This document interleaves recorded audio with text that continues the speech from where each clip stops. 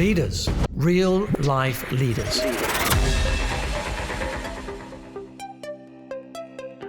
Hey guys, welcome to today's episode. And we have Kevin Stansfield here. He is the author of a book called The Big Dipper, How to Survive the Roller Coaster Ride of Business Ownership.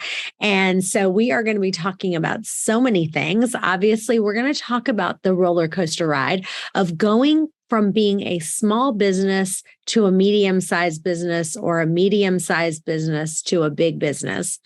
We're going to be talking about what does winning look like for you as an organization and how to define what winning looks like for each team member. We're going to be talking about how to maximize the sale value of your business and how to get you as the owner out of the business so that your business is worth the most when the business owner isn't in it. So we are in for such a treat today. Kevin, welcome. Thank you very much, Chantel. It's great to be on the show.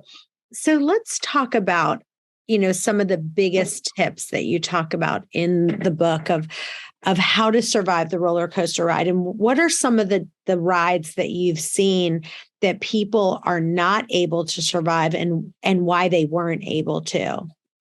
I think that was one of the reasons I wrote the book. It was a bit of a homage to my father, who started a business, or he actually bought a business off a man in a pub and took that business over and ran it for 15 years. And unfortunately, in the mid-90s, they hit a recession back then, similar to the one we're sort of going through now. And he was so intrinsic within the business that business wasn't really able to survive that. And he basically gave his business away. So 15 years of hard toil, put his life and soul into the business. 15 years later, there was nothing left. So, I'd seen it firsthand of what happens when it goes wrong. On the flip side, I was a freelance finance director working for many large companies, took them to multi-millions. So I'd seen it when you get it right. What are the steps it takes to actually make that transition from small to medium?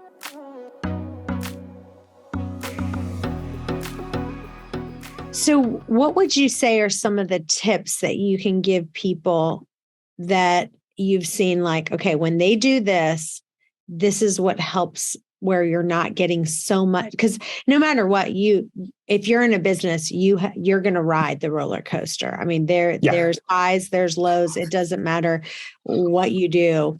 But what about kind of making some of it so that it's more like a little roller coaster, not the Big Dipper, right? Well, I think sometimes, roller coasters are there because they are fun, the ups and downs. So one of the first things is to accept, look, there will be ups and downs. There is no smooth ride to the top. If you read any successful person's autobiography, it's the downs, the dips that really have made the biggest impact on their lives.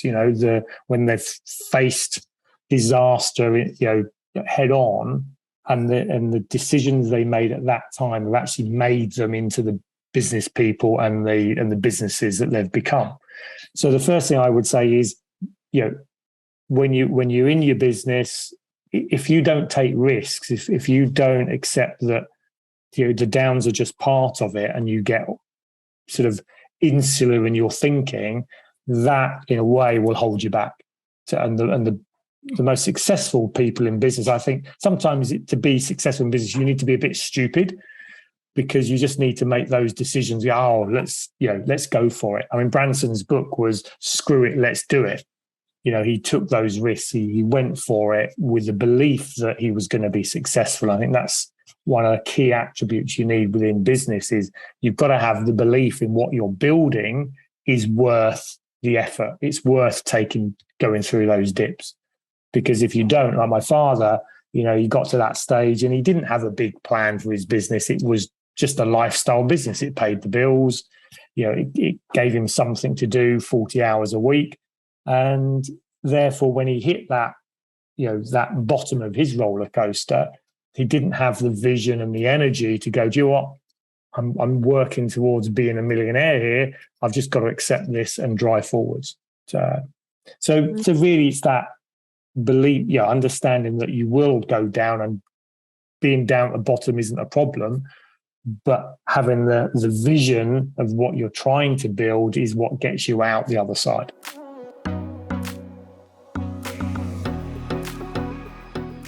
One of the things I love that you say on your website is that you want people to enjoy the work they do, then to make the money and have time to enjoy the lifestyle that they want, but then to eventually be financially free so that you can work because you want to, not because you have to. And I think that's really, really powerful.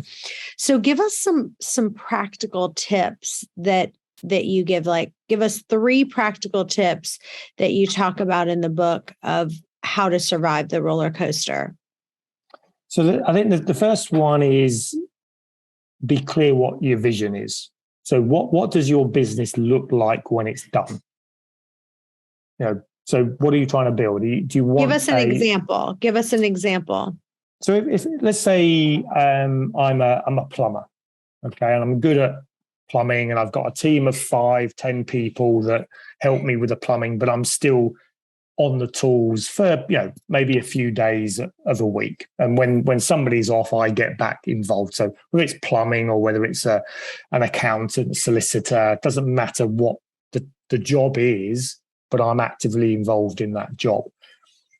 The first thing you've got to be able to sit down is visualize, what does my business look like when it's done? So how many people will I be employing? How many offices will I have? How much turnover will I be making? What's the profit that I want? How much do I want to sell my business for?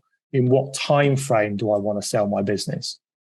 And if you do that as early as possible, then you've got a goal that helps you move forwards.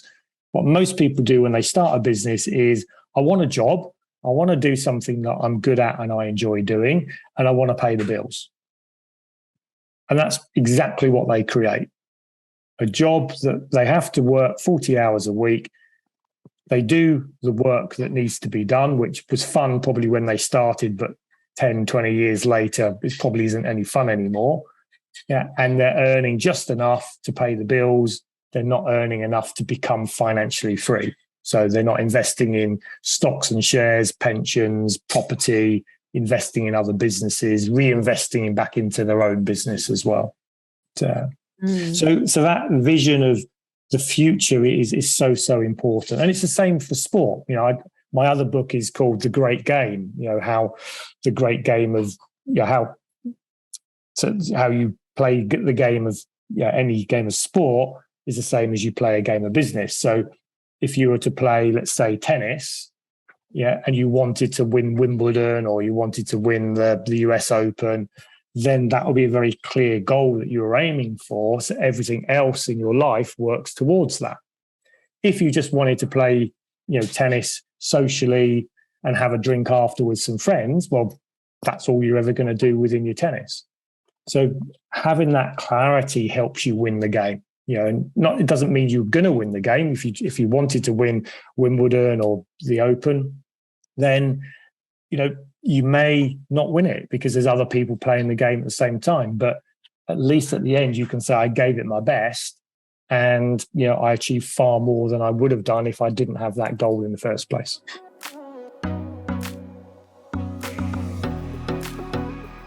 I love that you said that when you said, what does my business look like when it's done? And really specifically saying, like, how much do I want to sell my business for at the end?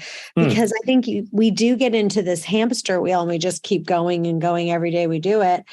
And then we don't have an end goal for ourselves to go, okay, because we're always trying to get better. We're always trying to grow. But then we just go, okay, here's where I'm going to be happy at this point. And really, at the end of the day, we do want to get to a place, every business really, that they want to sell either they need to be able to sell the business, or if they have kids, if they say, okay, I want to, give the business to my kids, or however you need an exit. Somehow you need an exit strategy, because you can't be, working for forever. You have a time that it ends.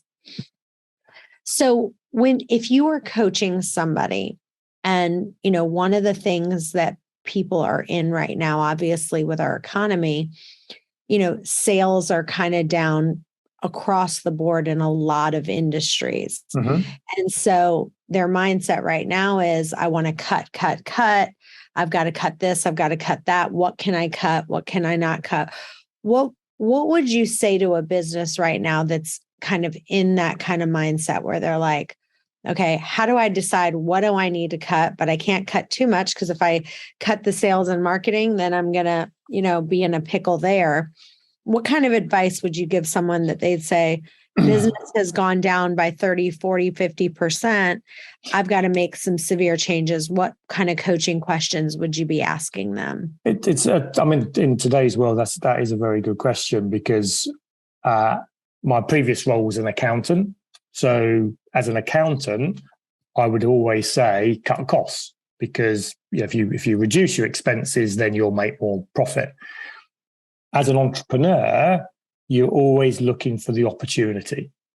So in any market, an upward market, a downward market, there are opportunities all around you.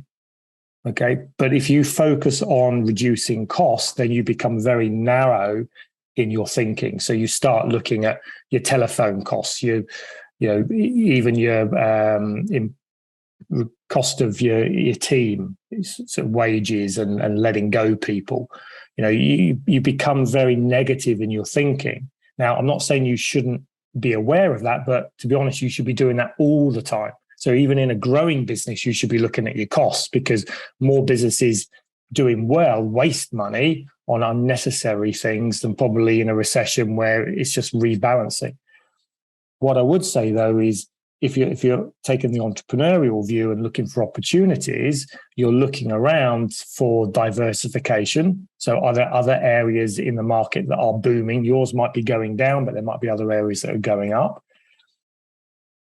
If you're clever and if you've got a very good team and a very good strategy, then look at your competitors, because a lot of those will be actually performing worse than you.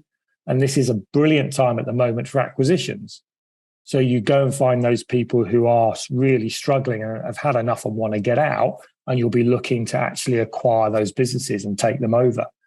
So if you're on the parapet looking for where we can actually see this gaining strategic advantage, then when we come out of this, you're going to be in a much stronger position. And we had this when we went into COVID. So in the UK, same as sort of in the States and around the world, the country went into lockdown, and there was mass panic, and no one knew what was going to happen.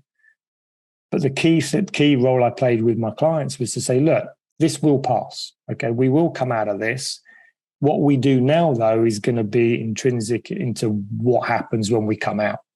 So we've got to be looking about reducing costs where we can and making sure that we can survive this, but actually looking for the opportunities to diversify, change direction, look into acquisitions at that time. And a lot of clients actually came out of COVID a lot stronger than they went in, because they did that. They actually kept driving forwards rather than retreating backwards.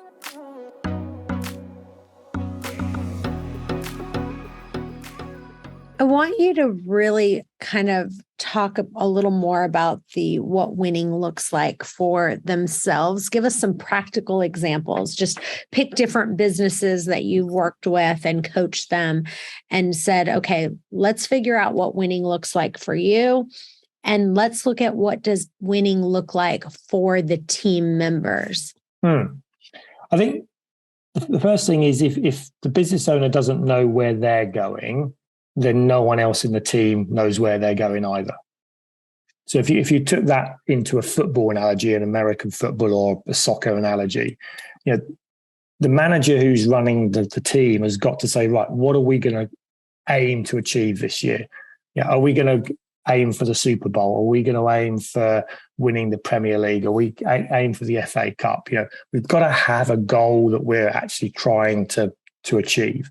And that is where the business owner needs to have a goal that's bigger than themselves, Because if their goal is, I just want a salary and pay the bills, how many people are they going to get to come and work for them that's going to help them achieve that goal? Whereas if you've got somebody like Elon Musk who said, my goal is to put a man or a woman onto Mars, who's going to come and work for Elon? Loads of people. Steve Jobs, I want to revolutionize the way, put a ding in the universe, change the way that we actually look at technology. These are the companies that people want to come and work for because the goal is bigger than the actual person that they're coming to work for. And the majority of small business owners think small, and therefore they get small. So if we look at this, one of my clients a few years ago, he'd been working 20 years, was a multimillionaire, was making 2-3 million a year, working probably 60, 70 hours a week, hadn't had a week's holiday in more than, in those 20 years.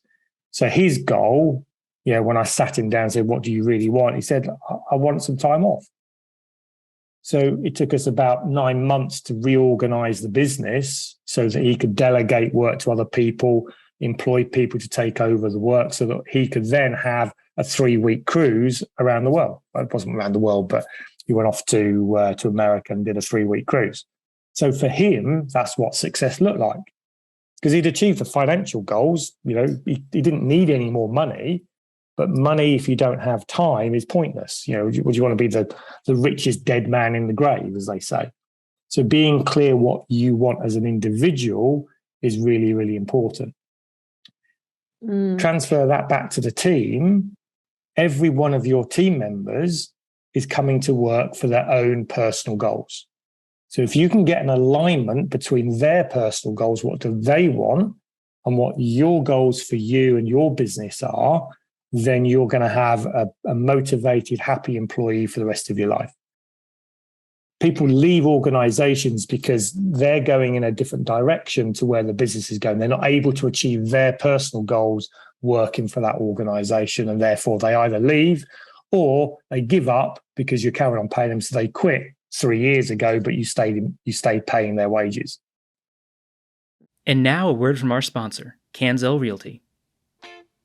Run your business your way, only at Chantel Realty. You can have all the freedom with none of the standard real estate red tape. If you're an agent, you get to run the show however you want and be your own boss. If you want to launch a team, you don't have to jump through all the hurdles and holdups. From day one, you'll have tons of tools and perks to offer your team. Powerful real estate tech like KV Core, Brokerman, and Skyslope. If you want to be your own brokerage or already have your own brokerage, that's not a problem either. You'll still get to run it however you want. All Chantel requires is a small Powered by Chantel logo next to yours. You can be the broker, you can be the manager, and you get to determine splits. You get all the tech, admin support, ownership stock, and revenue share, but most importantly, all the freedom, all the time, only at Chantel Realty. So give us a practical example, like if you were going to talk to a team member and you were going to coach someone to talk to the team member of what does winning look like for them and kind of them reaching their goals and making sure that they align with what the company wants. Kind of do a little bit of a role play on that. Okay, so let's say you're one of my team members. Okay, and we're a reasonable sized business, but my goal is to take us to the next level. Okay, to really push it forwards. So the first question I would ask you as a team member is, Chantel, where's the business going to be in 5 years' time? Well, our goal is to go public with our company, and our goal is to increase the wealth of all of our agents and get our agents to attract other agents to our company. And I know that's what the company's goal is. Great. So that's, for me, that would be really great. So you understand where the business is going to be in 5 years' time. Now, if I did that survey with 100 businesses, I reckon probably less than 10% would actually be able to recite something like that back to me. Most people have no idea. I come and do a day's job and I go home.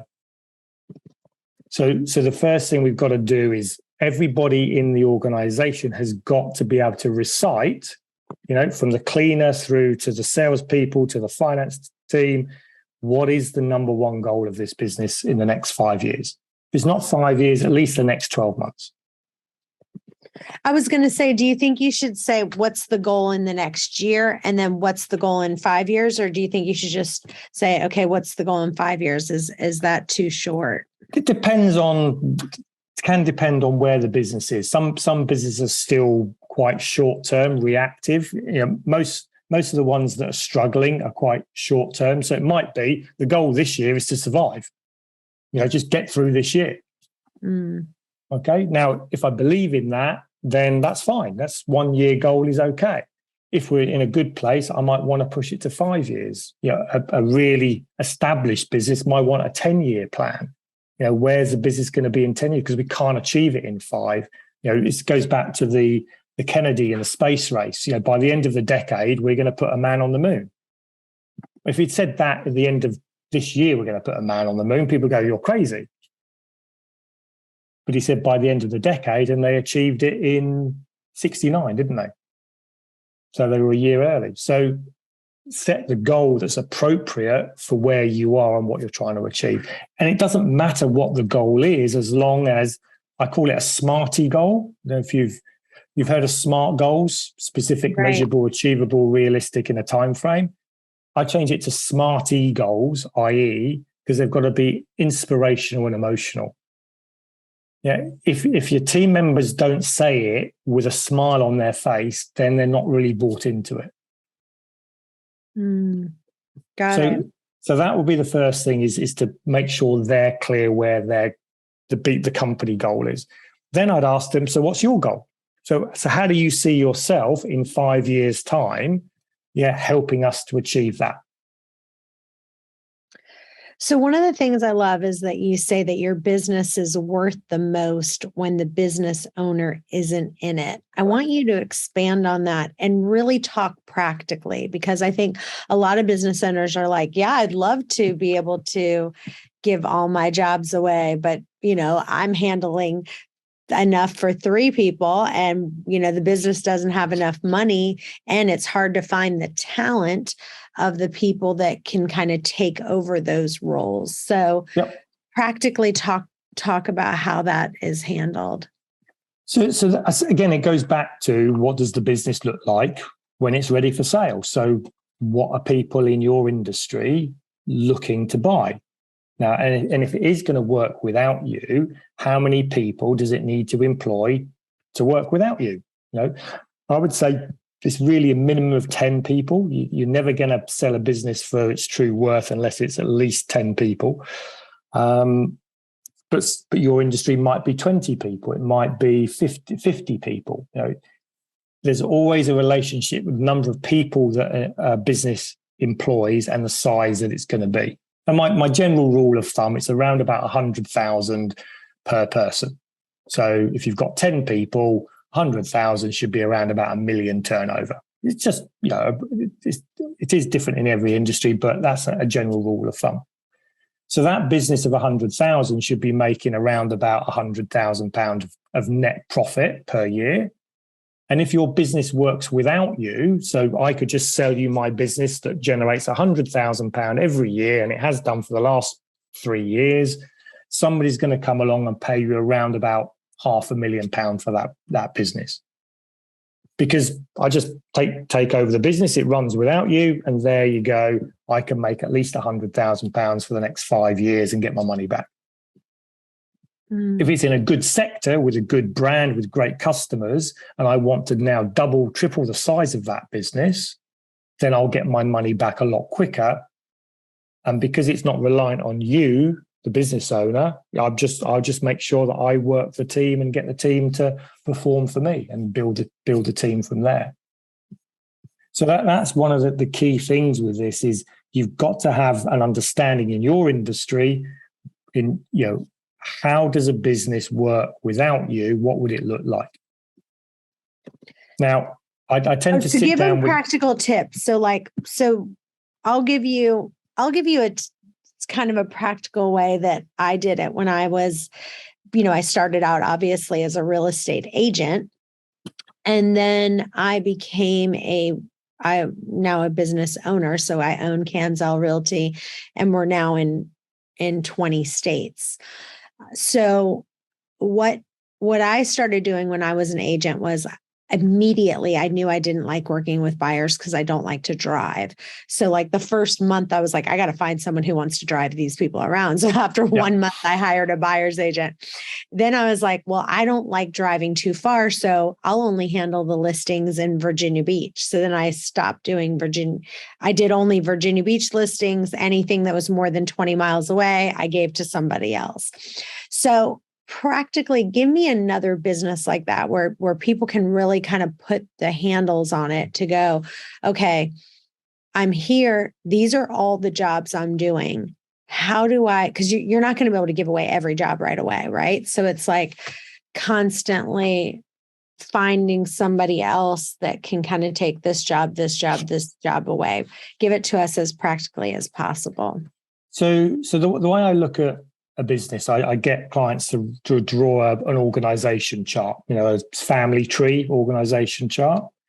And I always say the goal of having a business is to get into the top box, and let go of everything else. So you want to be in the top box of the organization tree. And that top box is a shareholder. Okay, because a shareholder is the investor in a business. And the shareholder then employs a managing director to run the business. The managing director employs a marketing director to generate leads. Employs a sales director to convert those leads.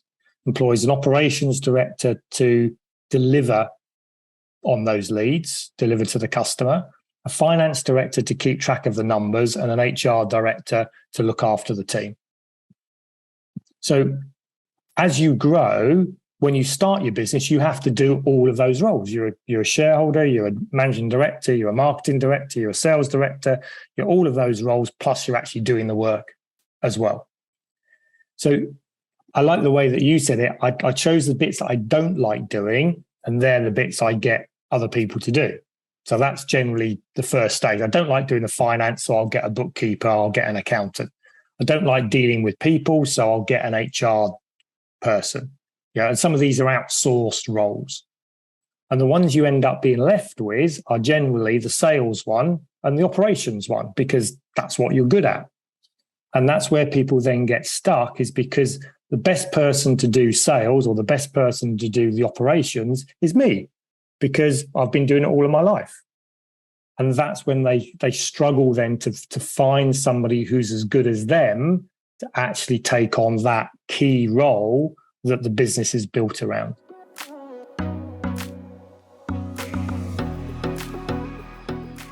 Let's talk about some of the top behaviors of a CEO that you've seen, that kind of the qualities they have to kind of outpace growth. Like if you say, okay, here's our CEOs, and if they wanted to really take the business to the next level, here's some of the behaviors you've seen in CEOs that kind of can help them take their business to the next level and really grow.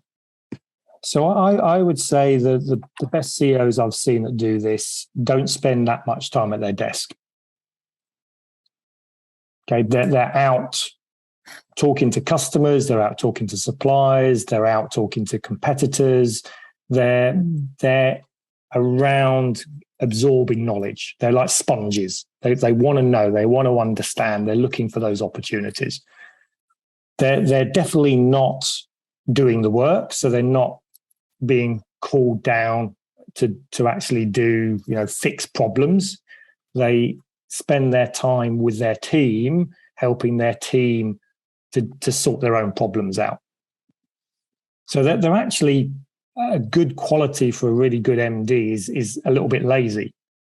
I don't want to do this, so I need to get other people to do it for me, but not so lazy where they sit in their office, closed door, and don't see what's actually happening around them, because they look okay, but after a while, cracks will appear, that roller coaster will happen.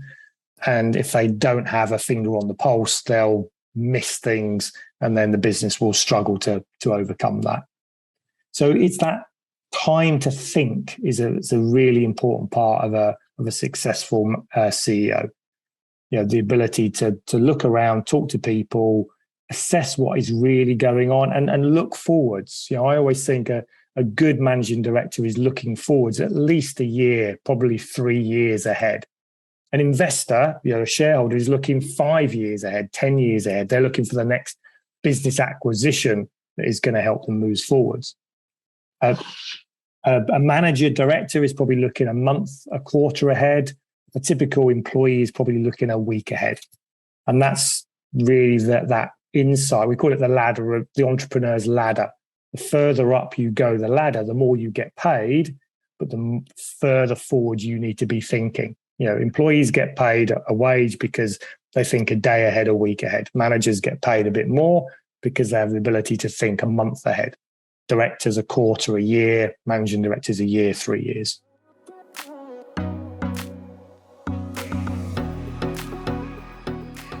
Let's talk about one of the things that we talked about in the very beginning, because I do think it's important, is to really start cutting cost for every business. And I think that if you think about it, everyone's got a lot of fat on the bone. We've kind of been in a, big boost economy. And I think because of that, we just kind of get some more fat on the bone in every sense. Where have you seen people think outside the box? And when you're sitting with people, kind of coaching them, okay, what about this? Or what about this? How could you slim down cost with different things? Where are the things that you're advising people to kind of scrape some of that fat off the meat and the bone? I think, if you, it's all about positioning. If you position your thinking about scraping meat off the bone, you end up with no muscle. Okay, you take away what the good fat, and therefore you've got nothing left, and that is really dangerous. I've seen more businesses suffer and go bust because they just took too much away. What I'd rather your audience was thinking was everything should have a return on investment. Okay, so everything is either a clear return on investment, like sales and marketing. If I spend £100 in marketing, do I get £200 back? Every employee, if I salary of 50,000 on that person, am I getting my 3 times multiple? Am I getting £150,000 back? And therefore, not only does that mean that sometimes you do cut because that person isn't achieving that return, but sometimes it's a case of, well, how do I get that person to achieve more? And you can actually work with those people to actually deliver more of a return for you. So that's what we've got to be looking at, is every pound, every dollar spent, we've got to be thinking, well, am I getting a return for this? Is it a need-based? So if I don't pay for it, the business will suffer. Yeah. So that'd be sort of an opportunity cost of not doing it. Or is there something that says, actually, I'm paying $100 for this. Can I actually do more with it and spend even more to actually get a better return? So that's really what we've got to be thinking within, always looking at the profit and loss account. And you've got to put your finance director's hat on. And that's why big businesses have dedicated people that love numbers and can do all the analysis. But they should be coming up with those ideas of, right, we shouldn't just cut costs, but we should be looking, are we really getting the right return? And can we do things differently to get a better return? So good. Well, this has been amazing. I really appreciate you being on the show today. Tell listeners where they can find you and where they can follow you. Okay. The easiest place to find me is on LinkedIn. So if you just type Kevin Stansfield in LinkedIn, and I'll come up under Action Coach. If you want to come to my website, then actioncoach.com/Kevin Stansfield. You'll find me through that route. If you're interested in the book is also on audio, because a lot of people now like to listen to books as well as read them. Just go to Amazon and then type in my name, Kevin Stansfield, and The Big Dipper and The Great Game will come up. Both books are available on Amazon or other book distributors as well. But that's the best way to find me. I love it. Well, thank you so much for being with us today. And you guys stay tuned. We've got another episode coming up in just a few. Bye-bye for now. Thanks for listening to this episode of Real Life Leadership. If you'd like to get the show notes or access more resources, log on to reallifeleaders.com/podcast to get the show notes from this episode and any other resources we might have mentioned. And also, we'd love to hear from you. Be sure to review or rate this podcast on Apple Podcasts to help spread the word. And if you have any leadership questions you want answered, email podcast@reallifeleaders.com.